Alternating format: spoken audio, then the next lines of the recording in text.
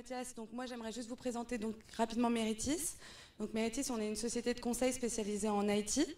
On a 3 pôles. Un pôle pour la finance, donc banque, finance, assurance. On a un pôle orienté technologie, donc c'est plus industrie, avec tout ce qui est environnement, transport et santé. Et puis on a un pôle qui est à PACA, avec un bureau à Aix-en-Provence, et, la caméra, et un bureau à Aix-en-Provence et un bureau à Sophia Antipolis. J'ai laissé juste la main à Mathias du coup, pour vous présenter rapidement notre action côté IA. Bonsoir tout le monde. Donc oui, je me présente, donc Mathias Payan, je suis CTO chez Meritis. Et en fait, ce soir, je représente la communauté intelligence artificielle de Meritis parce que l'animateur Charbel n'a pas pu venir, donc je le remplace. Donc chez Meritis, la communauté IA, qu'est-ce qu'on fait? En gros, on a des petits projets de dev. En collaboration avec le lab de Meritis. D'ailleurs, depuis tout à l'heure, je cherche Ifan, mais je ne l'ai pas trouvé. Ah, pardon. Voilà, donc vous avez Ifan qui travaille au lab de Meritis à Sophia Antipolis. Et donc, notamment, en ce moment, on a un projet de parseur de CV. Forcément, le recrutement, c'est un peu un point important de notre métier. Et également, on travaille sur un chatbot à utiliser en interne. Voilà. On a aussi des classes de machine learning, de deep learning et ce genre de trucs. Voilà, donc écoutez, on est ravis d'accueillir le groupe NLP et je vais leur laisser la parole pour présenter ce soir. Bonjour à tous, bienvenue au Paris Meetup NLP. Donc rapidement, je vais me présenter également avec Bing Chang. On travaille tous les deux chez Doctrine, un moteur de recherche juridique pour les professionnels du droit. Et donc dans ce contexte, on travaille sur beaucoup de textes, notamment des décisions de justice, et donc on fait beaucoup de NLP. On recrute particulièrement en back-end, donc n'hésitez pas à venir nous parler. Bing Chang, c'est la personne qui a le même pull que moi. N'hésitez pas à venir nous parler après pour l'apéro si vous voulez en savoir un peu plus. Et sinon, donc, on remercie particulièrement Meritis pour l'accueil ici et les 2 intervenants ce soir que vous aurez l'occasion d'entendre. François Yvon du laboratoire LIMSI du CNRS et Kézanne de Alliance. Et donc le premier talk que vous allez entendre, c'est François Yvon. Merci.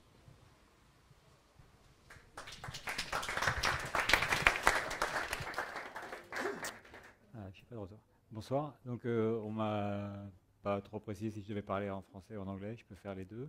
Je vais commencer par me présenter en français, puis après on verra s'il y a des gens qui préfèrent que je parle en anglais. Ok.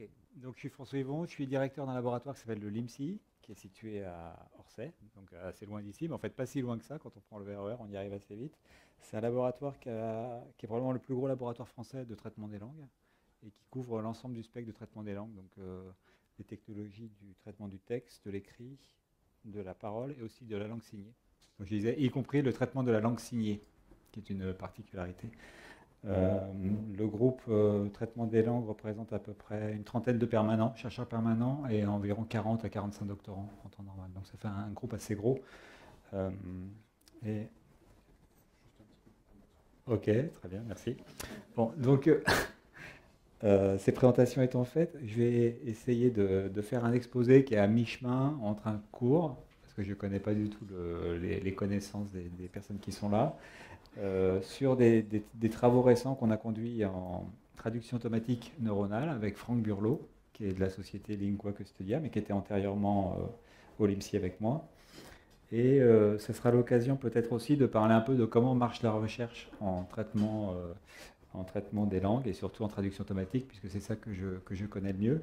Donc je vais non seulement parler de mes travaux à moi, mais je vais aussi parler d'autres travaux. Et puis en même temps, je vais faire un petit cours de traduction automatique. Donc tout ça en une demi-heure. N'hésitez pas à m'interrompre si jamais vous le souhaitez.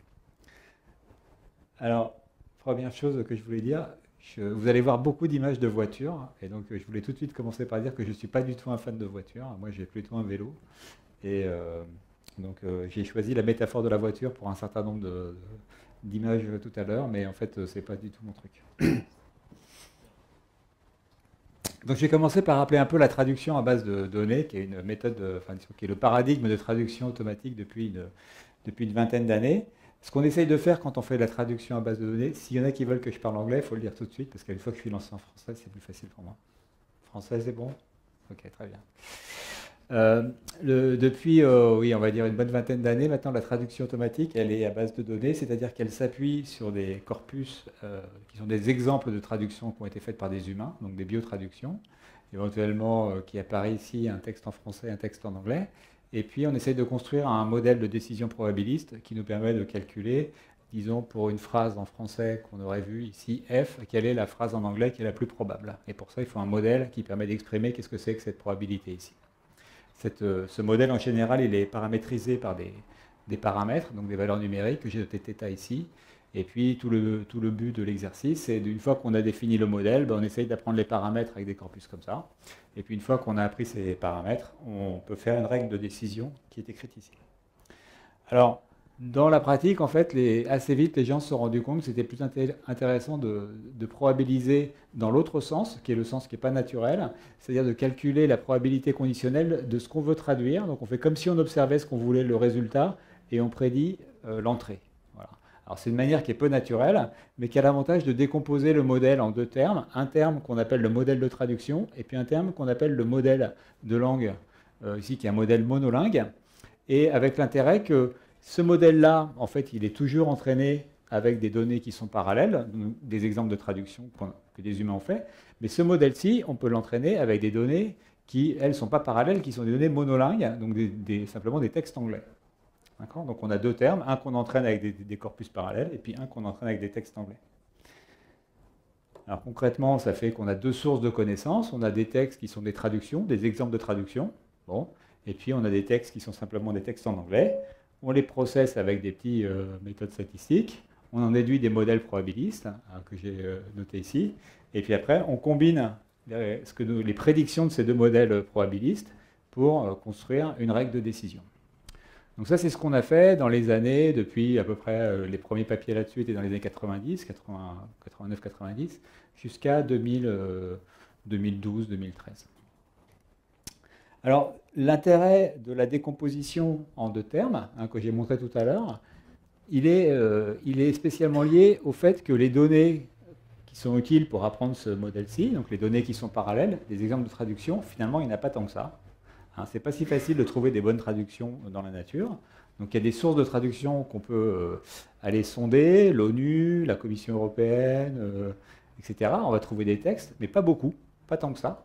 Et c'est des textes qui sont surtout assez stéréotypés dans leur formulation. C'est des textes juridiques ou des textes commerciaux.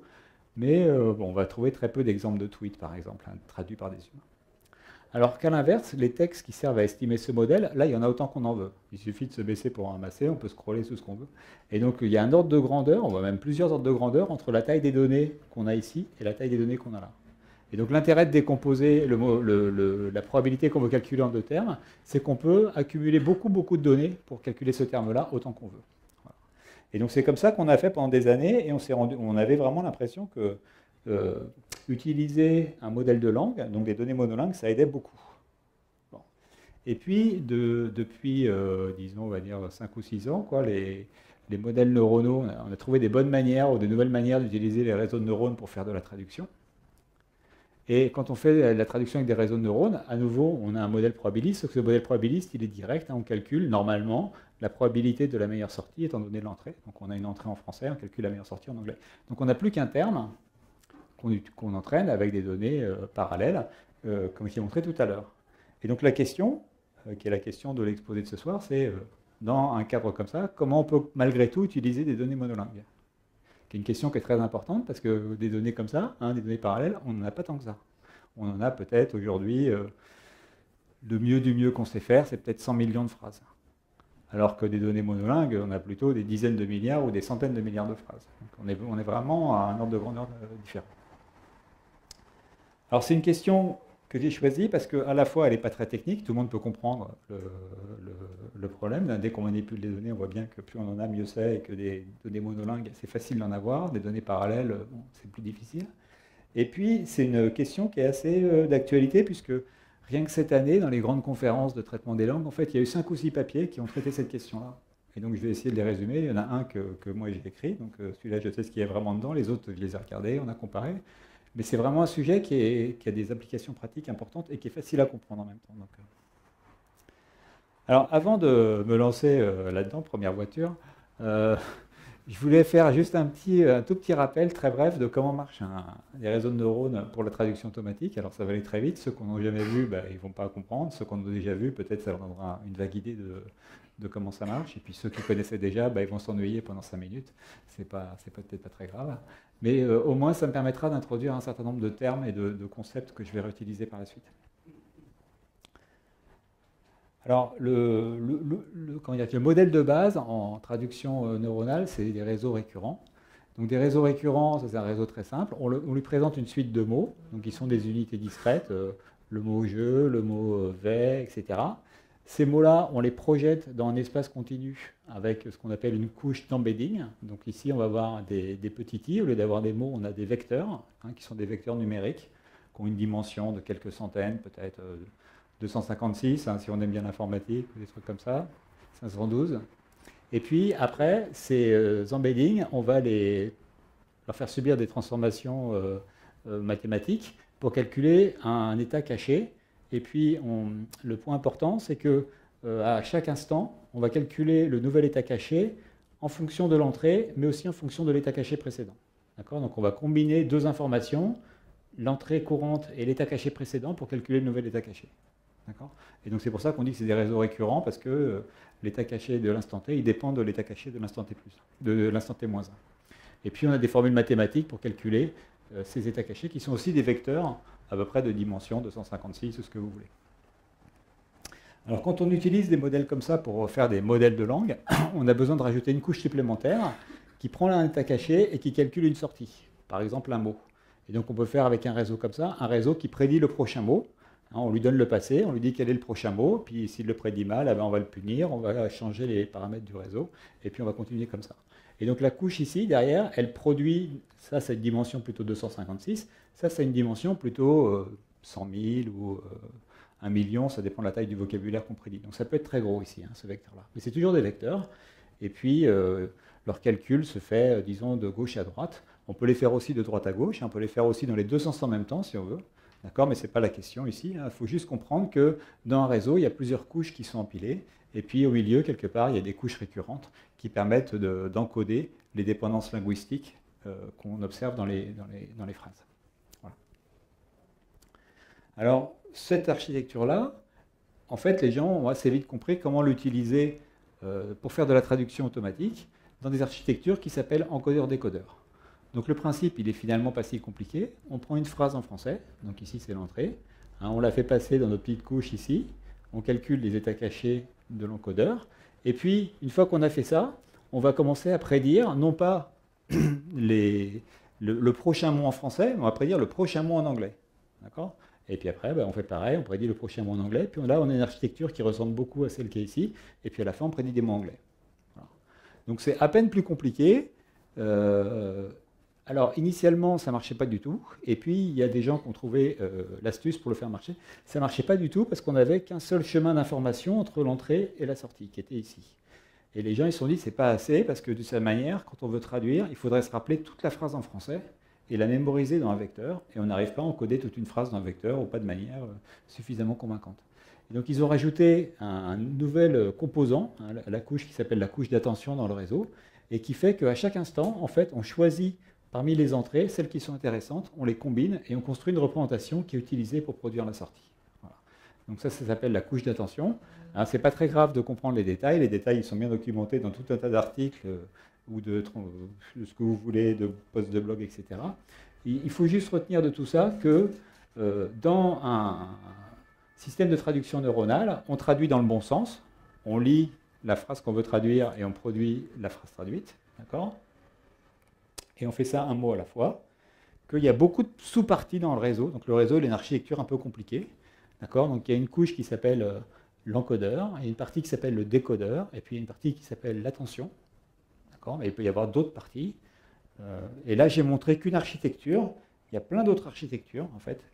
Certaines qui marchent un tout petit peu mieux, suivant la manière dont on implémente la partie récurrente, suivant la manière dont le nombre de couches qu'on met, si on les prend juste de gauche à droite, ou de gauche à droite et de droite à gauche en même temps. Il y a des nouvelles architectures qui font disparaître le modèle d'attention. Il y a de nouvelles architectures qui ne gardent que la partie attention. Il y a des architectures qui utilisent des réseaux convolutionnels. Donc il y a tout un tas d'architectures qui ont toutes des propriétés un peu différentes. Mais ce n'est pas très grave pour mon propos. Hein. Dans tous les cas, on produit quand même un modèle qui calcule la probabilité de la sortie sachant l'entrée, dans le bon sens. Et la question se pose toujours de la même manière. Comment, dans un cadre comme ça, on peut utiliser les données qu'on a en anglais, si on traduit vers l'anglais. Et on en a beaucoup. Donc c'est ça ma question. Alors, on peut le faire à l'ancienne. Donc on peut essayer de le faire à l'ancienne. À l'ancienne, comme on faisait, d'un côté, on calculait un modèle de traduction. De l'autre côté, on calculait un modèle probabiliste monolingue. Et puis on les combinait. D'accord ? Donc on peut le faire à l'ancienne. Donc en fait, il y a plusieurs manières de le faire à l'ancienne. Il y a une manière qui s'appelle, alors, excusez-moi pour les termes un peu, shallow fusion. Okay. Et donc l'idée de shallow fusion, c'est de dire, je vais faire un réseau récurrent pour ma traduction, je vais faire un réseau récurrent pour un modèle de langue en anglais. Les deux sont des systèmes qui produisent des mots, et je vais simplement faire une espèce d'interpolation linéaire de la couche de sortie, et puis calculer la probabilité d'un mot donné comme étant une combinaison de la probabilité que me donne le réseau de neurones de traduction et la probabilité que me donne le réseau de neurones de monolingue. D'accord ? Et donc l'intérêt, c'est que le réseau de neurones monolingue, je peux l'entraîner avec toutes les données du monde que je veux, en anglais, il y en a beaucoup. Le réseau qui fait la traduction, je peux l'entraîner avec les données parallèles, et puis je combine les sorties. Voilà. Donc ça, c'est pas très différent de ce qu'on faisait avant. Et puis là, il y a plusieurs personnes, donc il y a ce papier-là, et puis il y en a un autre. À la fin, vous aurez toute la biblio qui ont essayé différentes manières d'entraîner ces choses-là. Soit on les entraîne complètement séparément, soit on entraîne le modèle de langue, donc la partie monolingue d'abord, et puis on la fixe, et puis après on entraîne le réseau de neurones qui fait la traduction, étant donné le modèle de langue, qui est une autre manière de faire. Et ça fait quelque chose, c'est-à-dire que ça fait un peu mieux que ne pas utiliser les données monolingues.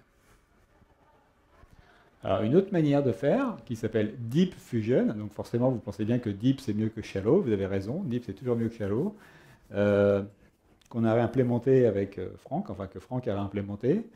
Ça consiste non pas à combiner les couches de sortie, mais à combiner les couches cachées. Donc c'est un tout petit peu plus astucieux. On va calculer les représentations cachées des deux réseaux, donc le réseau qui fait la traduction, le réseau qui fait le modèle de langue, et puis on va apprendre à les combiner. Donc au lieu de les combiner, disons, à la sortie, on va apprendre à les combiner et entraîner en fait un combinateur de ces deux informations qui toutes les deux ensemble vont prédire les mots de sortie. Donc à nouveau, il y a plusieurs manières de faire ça d'un point de vue technique, hein, je ne vais pas rentrer dedans. Et on peut dire que les gens sont arrivés à peu près aux conclusions suivantes, que quand on fait la combinaison shallow, eh ben, il y a plusieurs disons, formules mathématiques pour l'implémenter et que faire une combinaison log linéaire, donc multiplicative, c'est mieux que faire une combinaison linéaire. Bon, c'était montré dans ce papier-là. Qu'évidemment, deep, c'est mieux que shallow, mais ça vous vous en doutiez, hein, sinon on aurait pris d'autres noms. Personne n'a vraiment fait d'expérience en fait, avec des très très grosses données. Donc on ne sait pas ce que ça ferait avec des très grosses données. Donc les gens ont essayé avec quelques millions de phrases, personne n'avait essayé avec 100 milliards de phrases. Donc là, il y a un petit trou dans la raquette, on ne sait pas très bien ce que ça donnerait, personne n'a essayé, à ma connaissance. Par contre, ce dont tout le monde s'est rendu compte, c'est qu'il y a un truc qui marche toujours mieux que ça, et qui s'appelle back translation, et donc qui a l'air d'être un truc un peu magique auquel on s'est intéressé, mais qui a l'air d'être une bien meilleure recette, et dont je vais parler maintenant. Donc premier genre de résultat, on peut utiliser les anciennes idées, mais avec des résultats qui ne sont pas complètement convaincants, et en fait, il y a quelque chose qui semble marcher mieux. Alors c'est quoi ce qui semble marcher mieux? C'est une idée toute simple, mais qui coûte cher. Voilà, donc c'est comme ça, c'est une idée toute simple qui coûte cher. Alors, l'idée toute simple, ça consiste à dire, mon problème, c'est que j'ai des données parallèles qui vont me permettre d'entraîner un système de traduction, mais des données comme ça, j'en ai pas assez. Alors comment je fais pour en avoir plus? Soit je paye des gens pour le faire, mais ça va me prendre du temps, soit je les fabrique. Et donc, comment on peut les fabriquer? Eh ben, c'est pas si dur que ça. Il suffit d'avoir un système qui traduit dans l'autre sens. Donc là, j'ai beaucoup de données en anglais, mais je vais prendre un système qui traduit l'anglais en français. Je cherche à prendre un système qui traduit du français vers l'anglais. Donc je prends un système qui traduit dans l'autre sens, je prends beaucoup de données en anglais, je les traduis, et du coup, j'ai deux corpus parallèles, un qui est du vrai corpus parallèle, donc qui a été fait par des humains, et un qui est un faux corpus parallèle, qui a été fait par des machines. OK? Et je les combine. Je les mets ensemble, je mélange. Après, il y a des questions de comment on les mélange, je les mets ensemble. Et puis après, on a plus de données. Et donc, potentiellement, si 100 milliards de phrases monolingues ici. Si je les traduis toutes, j'aurai 100 milliards de phrases parallèles. C'est tout simple. Il faut juste avoir de quoi traduire 100 milliards de phrases et ça demande un peu de ressources. Alors c'est une vieille idée qui avait déjà été utilisée dans le temps ancien de la traduction statistique, mais qui a été complètement réinventée, redécouverte, remise au goût du jour. Et vous allez voir que ça donne un peu des meilleurs résultats. Alors, une fois qu'on a compris l'idée, qui est vraiment très simple, on voit qu'il y a plein de manières de faire ça. D'abord, on peut choisir comment on construit la rétrotraduction. Donc, le système qui est ici, c'est un système neuronal, donc ça coûte cher à entraîner. Est-ce que ce système-ci, on a besoin que ce soit aussi un système qui coûte cher à entraîner, ou est-ce qu'on peut se contenter d'un système simple? Et puis ce système-ci, finalement, il a besoin de données parallèles, donc il est dans le même problème que celui-là. Parce que les données parallèles sont rares, elles sont rares pour entraîner celui-là, elles sont rares pour entraîner celui-là. Donc comment on fait? Il y a une espèce de question de poulet de l'œuf qu'il faut traiter.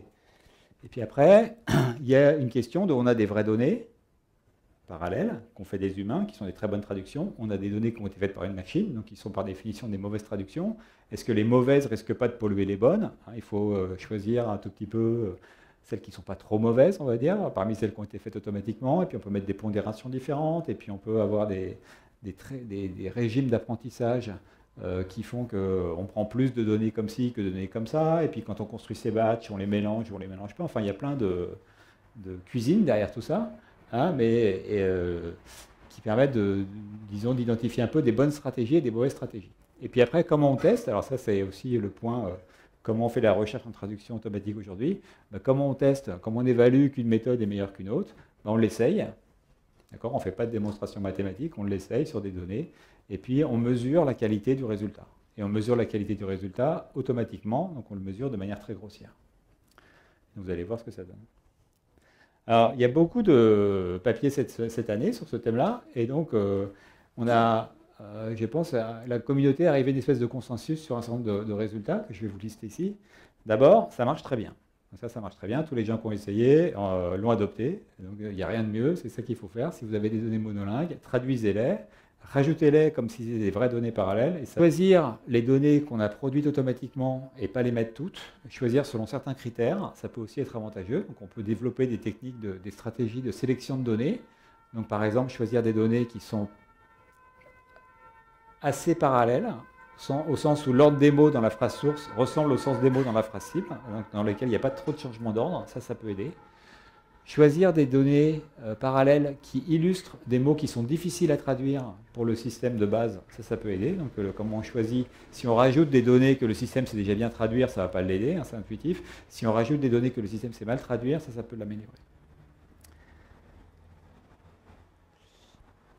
Alors, parmi les choses qu'on a mesurées, c'est que les données traduites automatiquement sont trop monotones. Pourquoi? Parce qu'un système, il fait des décisions déterministes, il a tendance à traduire toujours les mêmes mots de la même manière, contrairement à l'humain qui produit plus de variété dans les traductions. Et c'est mieux d'avoir des exemples de traductions qui sont diverses. Et donc, une manière de générer de la variabilité, c'est de bruiter les traductions automatiques de diverses manières. Et donc, il y a un papier de Facebook qui a été publié le mois dernier, qui montre que ça aide vraiment, mais on avait trouvé aussi des résultats de ce même genre. Alors, on peut rétro-traduire, on peut aussi forward traduire. Donc là, c'est une idée qui a l'air complètement stupide, c'est de remplacer les vraies traductions, les vraies données parallèles qu'on a, donc on va faire du français en anglais. Au lieu de prendre ces données-là, on prend le français et on le traduit en anglais, et on utilise ces fausses données parallèles pour à nouveau apprendre un système français-anglais. Ça paraît débile, mais en fait ça marche un peu mieux parce que d'une certaine manière on rend l'apprentissage plus facile, et donc il y a un papier des collègues de Sistran en 2016 qui montre ça.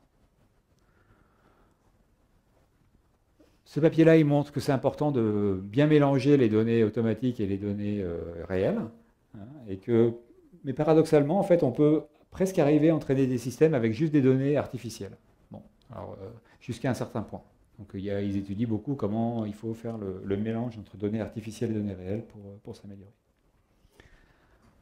Le papier de Facebook, donc eux, c'est plutôt la Ferrari. Eux, ils ont essayé de faire ça avec beaucoup de données. Donc ils ont fait ça avec des centaines de millions de phrases. Et effectivement, ils ont des très bons résultats, et donc ça améliore beaucoup. Donc on savait que ça améliorait quand on n'a pas beaucoup de phrases, mais ça améliore aussi quand on a beaucoup de phrases traduites.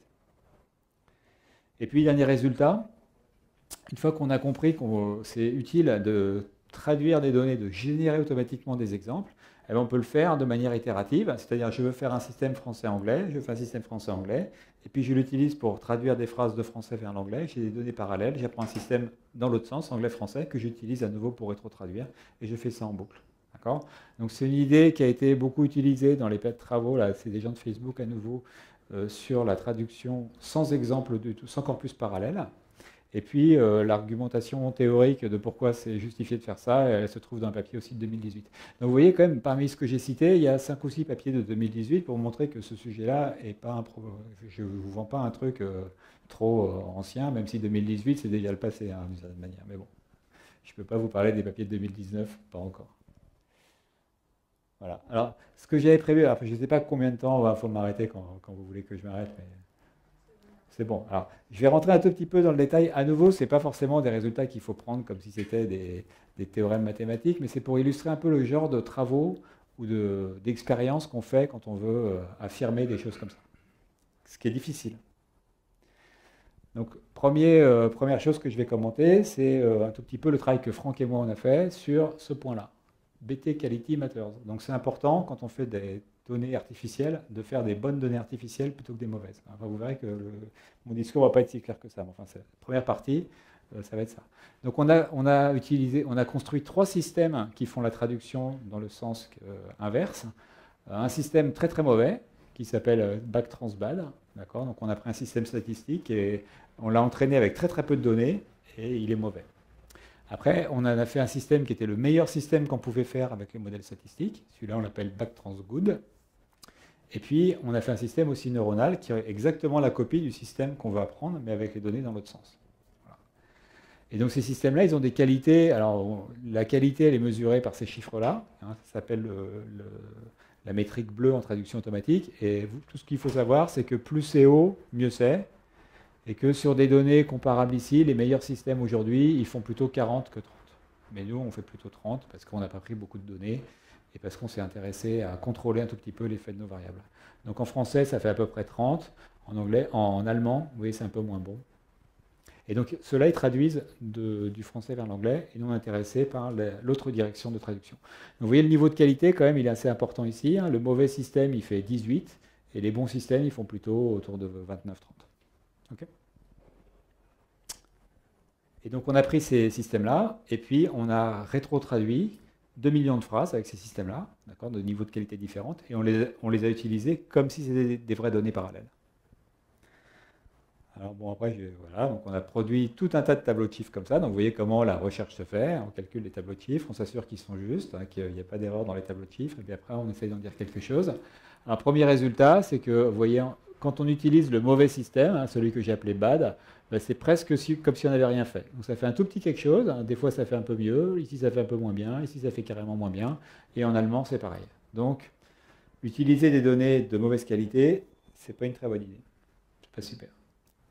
Par contre, si on utilise des traductions automatiques de bonne qualité, là, on voit quelque chose, c'est ce que tout le monde a observé, c'est que, vous voyez, on passe de 31 à presque 33 ici, donc on a gagné 2 sur 30, donc c'est beaucoup, c'est pas tout négligeable, et puis on a ça à peu près partout, d'accord ? Donc ça c'est une preuve que un élément supplémentaire au dossier que cette méthode-là, elle permet d'améliorer la traduction, et que c'est très facile, on prend des phrases, on les traduit automatiquement, on fait comme si c'était des vraies traductions, on les met dans l'apprentissage, et puis on s'entraîne avec ça, et pour autant qu'on le fasse correctement, on améliore la traduction. Là, c'est un petit résultat, donc on a vérifié ce qu'avaient montré nos collègues de Systran, savoir que quand on fait la forward translation, donc ces 2 lignes-là, ça aide un peu. Alors ça aide un peu moins, on gagne plutôt 1 que 2, mais on gagne quand même, donc c'était intéressant. Et le dernier point, qui est encore plus intéressant, c'est que nous, comme on voulait faire des expériences contrôlées, on avait gardé des vraies traductions. Donc on a comparé ce que ça faisait, si on avait des traductions automatiques, et si on avait des vraies traductions. Et ça fait quand même une différence. Si on utilise des vraies traductions humaines, vous voyez, on est plutôt à 35, donc par rapport au début, on a gagné plutôt 4, alors qu'avec des traductions automatiques, on a gagné plutôt 2. Okay. Donc ça veut dire que première leçon, les traductions automatiques, elles peuvent nous aider, mais elles nous aident moins que si on avait des vraies traductions humaines. Bon, c'est quand même rassurant, hein. De ce point de vue-là, on n'est pas très surpris, mais on est content de le retrouver. Alors, question subsidiaire, pourquoi on a une différence? On peut s'étonner, les traductions automatiques, elles ne sont pas si mauvaises que ça, mais il y a quand même, hein, par rapport à ce qu'on pourrait avoir avec des vraies traductions, sur ces données-là, on a 4, on n'a gagné que 2. Donc on aurait 2 à gagner en plus, ce qui est la moitié du chemin. Et pourquoi on a cette différence?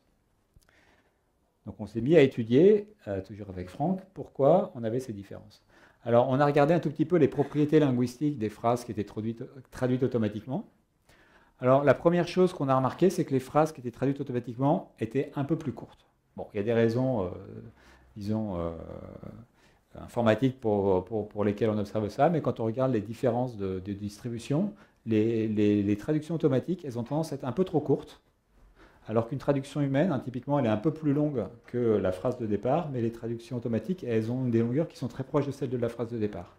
Donc là, il y a une petite différence qui est intéressante.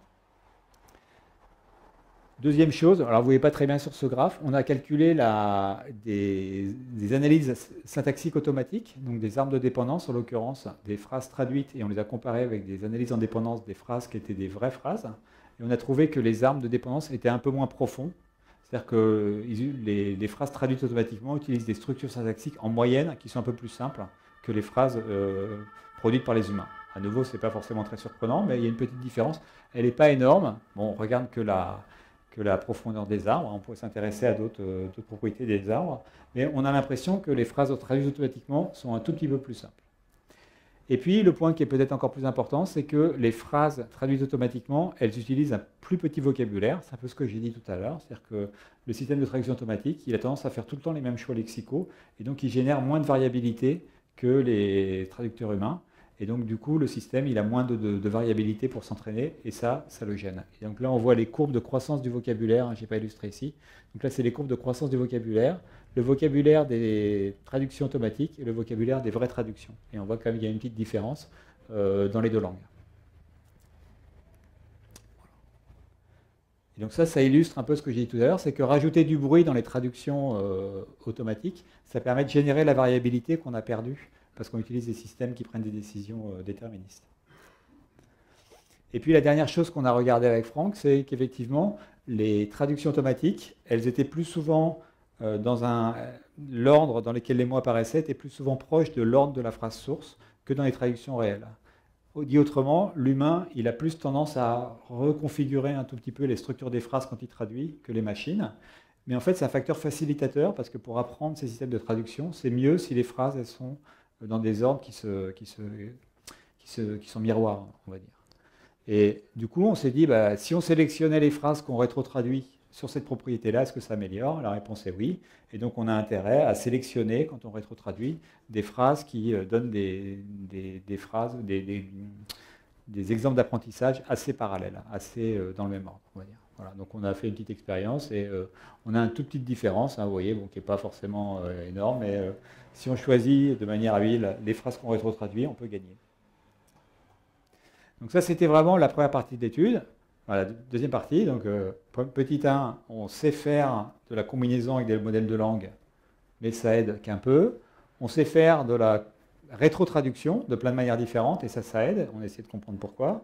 Troisième temps de l'étude, qu'est-ce qui se passe quand on n'est pas, disons, Facebook ou Google et qu'on n'a pas de quoi traduire des centaines de millions de phrases comme ça, je ne vous montre pas les chiffres.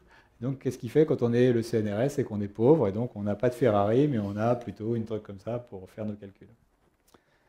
J'exagère un tout petit peu, le CNRS n'est pas si pauvre, mais je ferai passer quand même un chapeau à la fin de mon exposé. Donc la manière de faire quand on n'a pas tout cet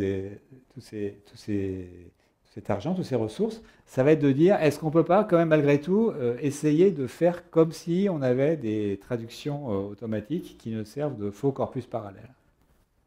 Parce que produire ces traductions automatiques, ça demande d'apprendre des systèmes de traduction, c'est pas forcément le faire, et puis ça va coûter, ça va consommer beaucoup de ressources.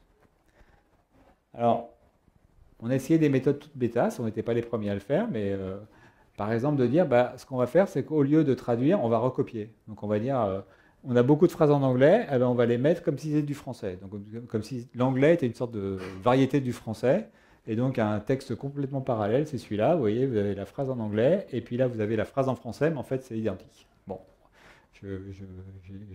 par moment, je crains que ce soit notre futur, en fait, que le français devienne l'anglais, hein, mais on n'y est pas encore tout à fait, mais bon, voilà.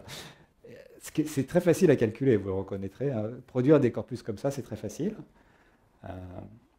On a fait un tout petit peu mieux, dans lequel on s'est dit quand même, faire comme si le français c'était comme l'anglais, c'est peut-être pas très bon, donc on va mettre un petit drapeau français sur chaque mot anglais, qui est du faux français. Donc how, au lieu de dire juste how c'est du français, on va lui mettre un petit truc comme ça, pour le distinguer du vrai how, qui est de l'anglais. D'accord. Donc ça c'est du faux français, et puis le vrai how c'est de l'anglais. Comme ça, on a deux textes, le texte How useful are fake translations, et puis sa copie, mais sa copie dans laquelle on a distingué les mots qui étaient du vrai anglais des mots qui ont du faux français. Après, on s'est dit, bon, on avait vu que la variabilité c'est intéressant, donc ce qu'on a fait, c'est qu'on a mis un peu de bruit, donc on a enlevé des mots au hasard, on en a permuté au hasard, donc on a rajouté de la variabilité dans ce faux français, d'accord, donc il est encore plus faux. On va dire. Et puis on a essayé la version, alors là, Franck était fatigué, hein, on a remplacé tous les mots par demi. Voilà, donc là c'est vraiment très pauvre, on va dire, comme corpus parallèle. Hein. Vous avez des séries de demi et puis vous avez les trucs en anglais. Bon. Alors qu'est-ce que ça fait? Tableau de chiffres. Donc là vous avez toutes les deux paires de langues. Là, c'est juste la recopie. Là, c'est juste on a des demi. Là, on a séparé le français de l'anglais. Donc, on a mis les petits ampersand. Et puis là, on a bruité en plus. Eh ben, vous voyez, ça fait quand même quelque chose. C'est ça qui est remarquable. Hein, par rapport à la point de départ, on a gagné. Alors, on n'a pas gagné beaucoup. On a gagné quelque chose comme 3/4 de point, des fois un peu plus, hein, 32, ouais, demi-point, etc. Donc, ça fait quelque chose. Et c'est quand même bizarre. Et en allemand, ça fait aussi à peu près la même chose. Okay. Donc, c'est une manière quand même d'améliorer un peu les performances, évidemment beaucoup moins qu'avec des vraies traductions, mais si on n'a pas de moyens, bah, on peut au moins faire ça. Et alors pour le français, vous vous rappelez, on était arrivé plutôt à 33, 33,5, donc c'est moins bien que les traductions qui ont une qualité. Mais en allemand, c'est pas si loin que les traductions qu'on avait. Hein, on était plutôt dans ces eaux-là. Et ça nous dit que si en fait on n'a pas de bon système de rétrotraduction, si on n'est pas capable de produire des bonnes traductions, eh bien, faire ça c'est presque aussi bien. D'accord. Alors c'est un mystère pourquoi c'est aussi bien. Mais à nouveau, et là je ne vais pas me lancer dans l'analyse qu'on a faite, c'est qu'il faut bien comprendre que dans un système de traduction statistique, en fait, quand on entraîne le système, on entraîne l'encodeur, on entraîne l'attention et on entraîne le décodeur. D'accord ? Et quand on met des phrases qui sont des phrases dans lesquelles l'entrée est fausse mais la sortie est bonne, eh ben, on entraîne quand même le décodeur. Et peut-être on entraîne aussi un peu l'attention. Évidemment, l'encodeur, ça ne lui sert à rien de voir des phrases, des mots en français qui ne sont pas des mots en français. Donc on peut penser qu'il ne va pas être tellement entraîné. En fait, pour des raisons que je n'ai pas détaillées, on l'entraîne aussi un peu. Et donc, finalement, même en faisant un peu n'importe quoi au niveau de la couche d'entrée, on présente au système beaucoup d'exemples de la couche de sortie et il va apprendre une information utile pour générer des suites de mots. Donc, d'une certaine manière, c'est comme si on entraînait le système à produire des mots en anglais, d'accord, avec des faux corpus français-anglais, mais on fait même un peu plus que ça, et on le fait de manière transparente par rapport à la combinaison qu'on pouvait faire avec des modèles de langue.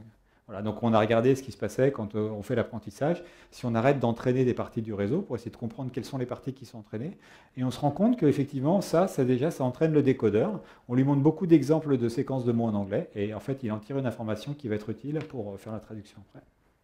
Et ça ne coûte rien. C'est ça qui est important. Ben, presque rien.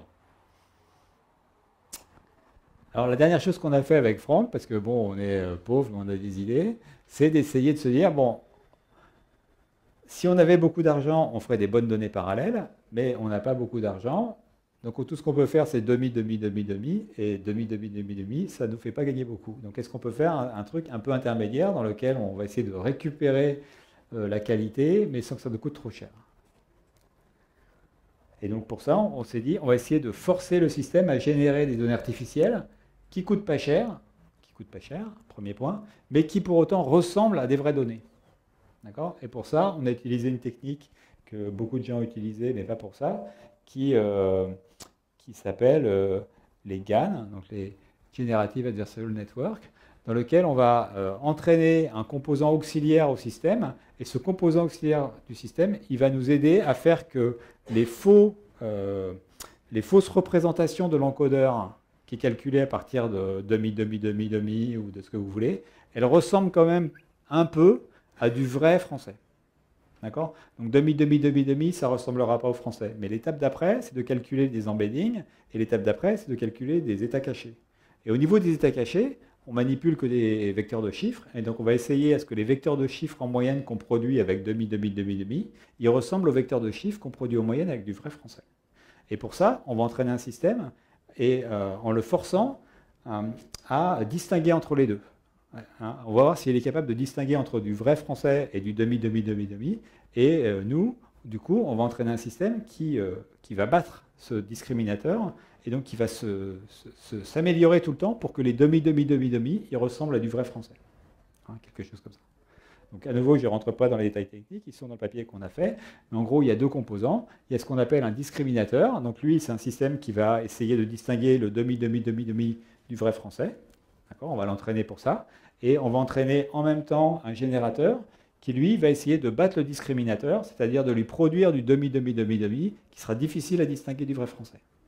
Et en faisant ça, on va entraîner une partie de l'encodeur qui va produire des représentations internes qui vont être ressemblantes, d'une certaine manière, à ce que ferait un encodeur quand on lui donne du vrai français. Donc à nouveau, les tableaux de chiffres. Alors, on a fait beaucoup d'expériences, hein, donc tout ça, c'est dans les papiers. Alors, je ne vais pas détailler de ces tableaux de chiffres, mais bon, ce à quoi on est arrivé, c'est que, vous voyez, on progresse un peu. Donc, on était à 32, maintenant on est à 32,86. Quand on avait des vraies données artificielles de bonne qualité, on était à 33, 33,5. Donc, on a gagné encore un demi-point. Donc, on n'est pas encore tout à fait au même niveau que d'avoir des vraies traductions, des vraies rétrotraductions de bonne qualité. On a gagné un peu. Et en allemand, on est presque arrivé au même niveau. Donc en allemand, c'est la paire de langues pour lesquelles on n'a pas de bonne rétrotraduction. Et donc avec un système un peu grossier comme ça, en l'entraînant à imiter, à faire semblant d'imiter de l'allemand quand on met demi, demi, demi, eh ben on arrive à presque au même niveau que si on avait des vrais systèmes de traduction. Donc ça, c'est pas mal. C'est pas mal. Voilà. Donc je ne vais pas vous saouler beaucoup plus ce soir, il est tard. Les conclusions de toutes ces études, j'en ai déjà listé quelques-unes. La première conclusion, c'est qu'effectivement, la rétrotraduction, c'est aujourd'hui la meilleure manière qu'on a quand on veut utiliser des données monolingues en traduction automatique. C'est facile, ça ne demande aucun effort de programmation, il suffit juste de récupérer d'une certaine manière des traductions de bonne qualité, de les injecter dans votre système et puis d'apprendre avec ça comme si c'était des vraies traductions. Une des raisons pour lesquelles ça marche bien, c'est que ça améliore tous les composants, toutes les parties du système de traduction. Contrairement à l'utilisation de modèles de langue qui vont intervenir que sur la couche cachée, là ça intervient sur l'ensemble du modèle et c'est pour ça qu'on a, enfin, c'est l'impression qu'on a, c'est pour ça que ça aide.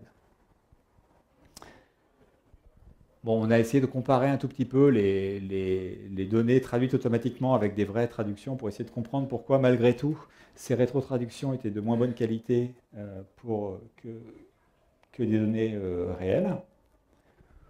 On a trouvé qu'effectivement la qualité des back translation, des données produites automatiquement, était importante, mais seulement si elles étaient bonnes. Donc entre mauvais et bon, il y a vraiment une différence, mais entre mauvais et mauvais, finalement, c'est pas si grave, on peut prendre n'importe quoi, et même demi, demi, demi, demi, ça va marcher presque aussi bien. Donc ça, c'est important aussi de s'en convaincre. Et puis on a fait cette expérience sur les GAN, je pense qu'on n'a pas été au bout du truc, mais on a déjà montré que, et là c'est vraiment pas cher, qu'on peut commencer par générer vraiment des fausses traductions, et puis d'entraîner un système qui va transformer les représentations internes du système pour arriver à des choses qui ressemblent un peu à des vraies traductions, et que ça aide un peu. Et puis il y a une méta-conclusion que je voulais quand même partager avec vous, c'est que la traduction statistique neuronale, ça s'améliore. Donc chacun peut le voir dans les applications que vous faites ou dans son usage personnel. Ça s'améliore et ça fait des choses qui sont utiles. Et du coup, on a de nouvelles utilisations, y compris pour entraîner les systèmes de traduction. Ils ne sont pas encore aussi bons que les systèmes de Go qui s'entraînent tout seuls, mais on commence à faire des systèmes de traduction qui s'entraînent tout seuls, hein, déjà, vous voyez, d'une certaine manière. Donc ça veut dire que la traduction qui est produite automatiquement, elle est de bonne qualité pour certains usages, pour certains domaines, et donc on peut l'utiliser. Alors qu'il y a 10 ans, je n'aurais pas dit ça, j'aurais dit on ne peut pas l'utiliser, maintenant on peut l'utiliser. La recherche en traduction est très empirique. et elle est coûteuse, donc il faut avoir des moyens pour la faire. Ça utilise beaucoup de CPU, beaucoup de GPU, et donc c'est pour ça que je ferai tourner tout à l'heure mon chapeau parmi vous, si vous voulez bien. Autre chose qui est intéressant, c'est que de mon point de vue, les conclusions qu'on tire des études sont assez instables, et c'est pour ça que c'est important de répliquer les résultats des autres études. Et donc nous on l'a fait, mais d'autres le font. Et donc c'est pas parce que quelqu'un publie un travail en disant ben voilà, j'éprouve ici que c'est vrai, hein, parce que suivant les données qu'on utilise, les conditions précises d'entraînement, la manière dont on apprend dont on fixe les paramètres, etc. Il y a beaucoup de petits détails qui fait que des conclusions qu'on avait l'air d'être bonnes, en fait, elles sont pas fondées. Et parce qu'il y a beaucoup de variables en fait à contrôler quand on fait des expériences. Et je pense qu'en traitement des langues en général, on est devenu un domaine de recherche qui est assez empirique. On n'a peut-être pas encore complètement adopté toutes les bonnes pratiques des domaines qui sont, je sais pas quoi, l'astrophysique ou les gens qui reposent sur l'observation et qui ont vraiment des règles pour faire des expériences qui sont très, très contrôlées, et nous, on n'est pas encore à ce stade-là. Donc c'est pour ça que les conclusions sont difficiles à se dégager, parfois, des études qu'on fait. Et puis le dernier point, c'est que la traduction automatique, peut-être contrairement à ce qu'on lit parfois dans la presse grand public, c'est que ce n'est pas du tout un problème résolu, c'est un problème qui est très difficile, qui est encore, je pense qu'on est qu'au début de sa résolution, et qu'il y a encore plein de problèmes ouverts. Il y a plein d'architectures neuronales qui ont été proposées, il y a aussi des problèmes théoriques, il y a des problèmes de données et plein d'autres. Et donc c'est un champ de recherche excitant, et s'il y en a qui vous intéresse, ben venez me voir et puis on pourra essayer de discuter. Et puis je pense que j'en ai fini pour ce soir, donc je termine en précisant que c'est un travail qui a été avec Franck, voilà, qui est maintenant rejoint Lingua Custodia, qui est une petite société qui fait de la traduction. Il n'est pas là, donc je mets son chapeau, qui fait la traduction dans le domaine financier, donc ils traduisent que des documents financiers. Et voilà. Merci. Merci beaucoup. Est-ce qu'il y a des questions? Ouais.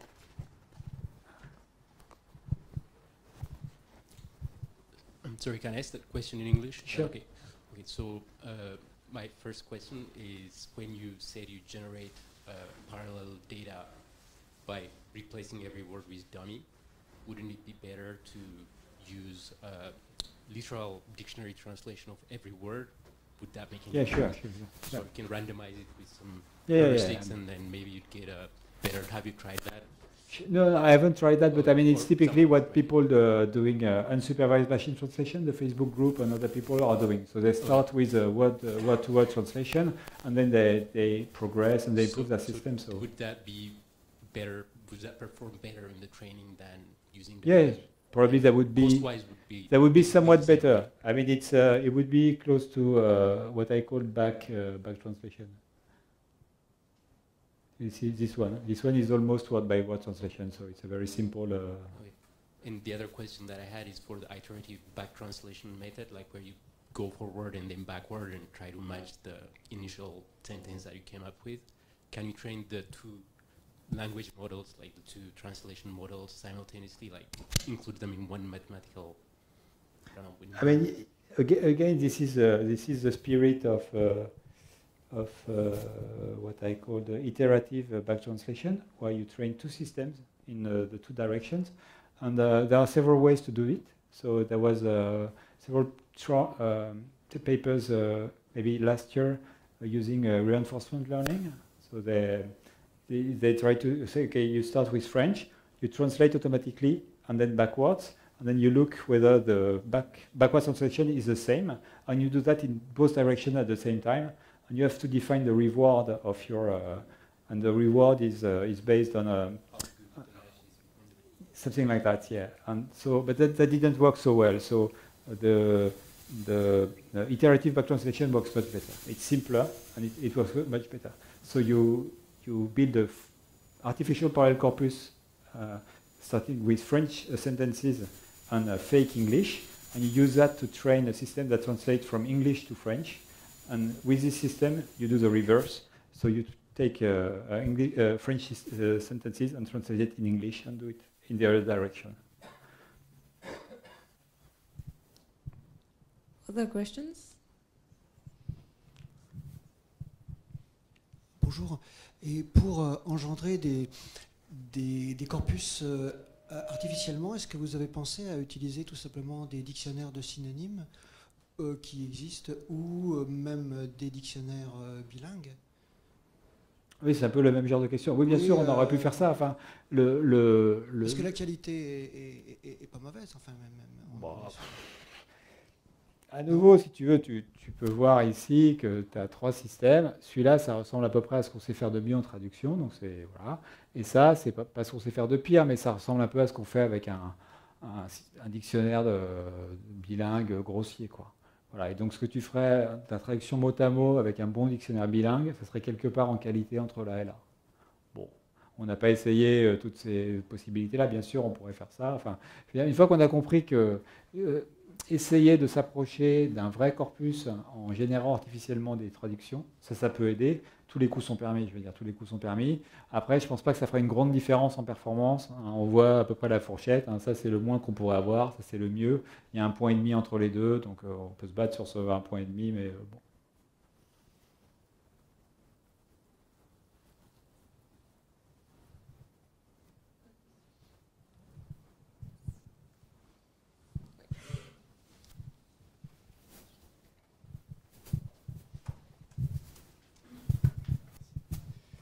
Bonjour, merci beaucoup pour votre présentation. Une question, remarque, disons que effectivement les données humaines c'est mieux. Maintenant, l'avantage des données automatiques, c'est qu'on peut en faire beaucoup plus. Donc il y a quand même un gain qu'on peut avoir avec des données automatiques malgré tout. Oui, l'expérience de Facebook, là, que je n'ai pas beaucoup commenté, mais vous pourrez regarder le papier, c'était publié le mois dernier. Eux, ils ont vraiment, c'est le seul papier que je connais qui a vraiment pris le temps de rétrotraduire beaucoup de données. La question, c'est est-ce que ça plafonne, en fait, est-ce que ça plateau? Et on a l'impression que on va manquer de diversité. C'est un peu ce qu'on trouvait aussi, c'est-à-dire qu'ils n'ont pas pris tout le temps les meilleures traductions que faisait leur système, ils ont forcé leur système à échantillonner des traductions automatiques de manière à générer de la variabilité et aussi à rajouter du bruit à nouveau pour avoir de la variabilité. Parce que, en fait, les traductions qu'on produit automatiquement, elles sont trop stéréotypées et on finit par, en fait, toujours par apprendre la même chose. Et en fait, c'est pas si utile que ça. Et je suis d'accord avec vous, il reste à faire les études qui montrent les courbes d'apprentissage quand on met 100 millions, 500 millions, 10 milliards de phrases traduites automatiquement pour voir vraiment jusqu'où ça va. Donc c'est rassurant de savoir que l'être humain est encore plus subtil. Je le savais avant de faire l'étude. Hein. Il y a 2 petites questions de personnes qui sont dans l'autre salle. J'y répondrai pas. Quel type de réseau de neurones est-il pertinent d'utiliser? Plutôt des RNN, vous avez parlé de RNN, de LSTM. Est-ce que vous avez essayé aussi des CNN? Nous, si vous voulez, comme je l'ai dit, il y a beaucoup de variables à contrôler quand on fait des études comme ça. Donc nous, on s'est fixé une architecture. On n'a pas essayé plusieurs architectures. Après, comment dire, ça dépend ce qu'on veut faire.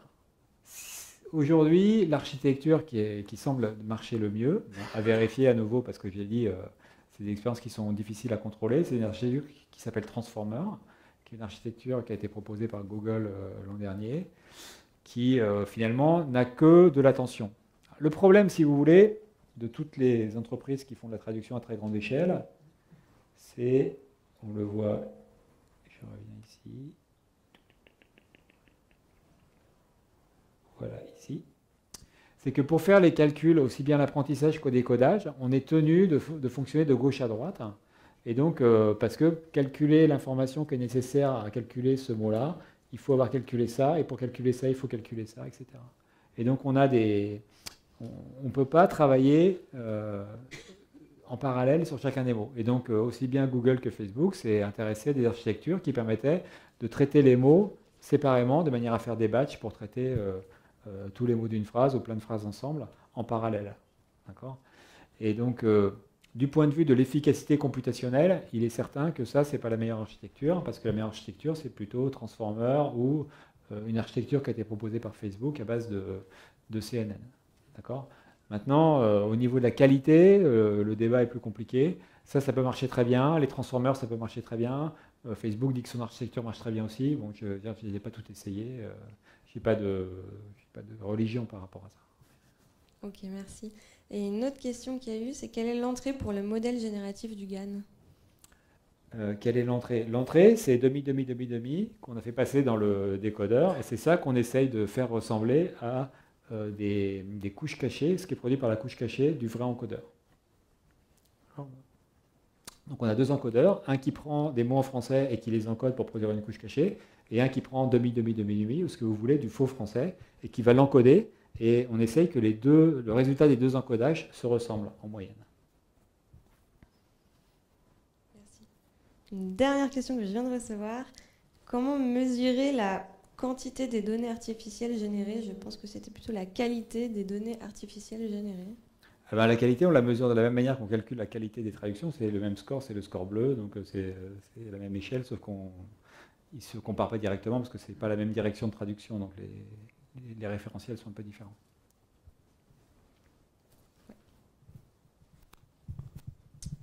Justement, par rapport aux indicateurs performance, Blue, donc en fait, le résultat obtenu par une traduction naturelle, on peut raisonnablement penser que c'est le maximum sur l'échelle. Et quel est le minimum sur cette échelle? 0. C'est-à-dire, non, on ne pourrait pas penser à je sais pas, faire une traduction par le hasard et considérer que c'est le 0 ou... Non, bleu c'est toutes les métriques qu'on a, si vous voulez, ça compare une vraie traduction faite par un humain avec la traduction automatique, et ça fait une comparaison de surface. Donc bleu, ça fait une espèce de... On va compter combien de mots produits par la machine ont été aussi produits par l'humain, et non seulement des mots, mais aussi des séquences de 2 mots, 3 mots, 4 mots, etc. Donc le moins qu'on peut faire, c'est de produire aucun des mots de la machine, et donc on a 0, et si on les produit tous dans le bon ordre, on a 100. Voilà.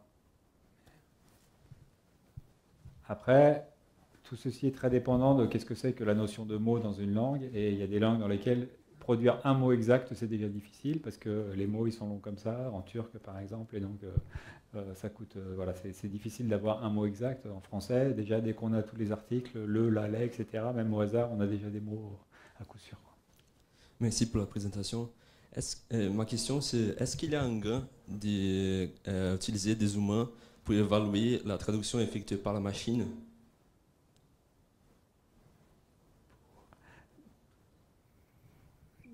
De quel point de vue?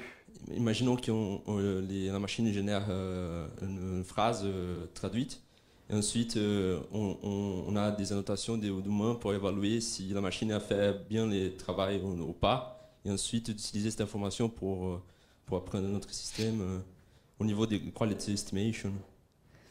Alors effectivement, ça a été fait. Ça serait une manière un peu coûteuse quand même d'avoir des humains qui regardent. Facebook demande toujours quand il traduit si c'est bien traduit ou pas. Oui, mais encore une fois, ça suppose que les personnes sont capables d'évaluer la traduction, que ce qu'ils disent. Mais je veux dire, n'allez pas chercher Facebook. Reverso a ça depuis 10 ans sur son système avec des petites étoiles ou des sliders ou ce que vous voulez. C'est un signal qui est assez dur à utiliser en fait, parce qu'on ne sait pas très bien comment l'interpréter. Et donc, pour répondre plus précisément, ça serait très coûteux, quoi. Après, il est vrai que pour les gens qui vendent des traductions, et donc qui utilisent des systèmes de traduction automatique en préparation des traductions qu'ils vont vendre, comme des traductions humaines, là, ils peuvent avoir intérêt à s'entraîner sur les corrections qui ont été faites par des humains. Donc, on a un système qui fait une première traduction automatique, un humain qui la corrige, parce qu'on a besoin de qualité humaine avant de publier l'information, et là, le système, il peut s'entraîner sur les corrections qu'a fait l'humain pour s'améliorer ou pour s'adapter au choix de traduction que fait un traducteur particulier, parce que chaque traducteur, il a ses tics, il a ses choix lexicaux, il a sa phraséologie, etc. Et donc on peut s'adapter à un traducteur particulier. Merci. Je ne sais pas, oui, sûrement. Ça fait longtemps qu'on a l'impression que c'est leur objectif, mais on ne sait pas très bien à quelle vitesse ils vont y aller, ni comment, etc. Enfin, je veux dire, après, moi, je ne connais pas leur business model, je ne suis pas dans le conseil d'administration, enfin pas encore, ils ne m'ont pas invité, mais dès que j'y serai, je pourrai vous répondre plus précisément. S'il y a quelqu'un de Duolingo dans la salle ou... Personne, mince.